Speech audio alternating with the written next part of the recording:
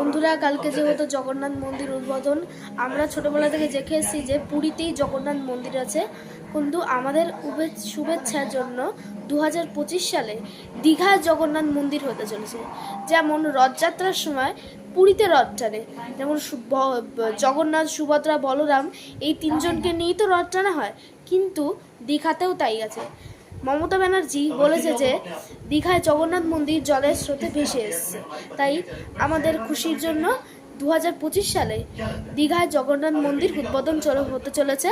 তাই জন্য আগামীকাল, ঠিক কালকে 30 তারিখে, এপ্রিল মাসের 30 তারিখে, মানে কালকে উদ্বোধন হতে চলেছে জগন্নাথ মন্দির। তোমরা চাইলে কিন্তু দেখে আসতে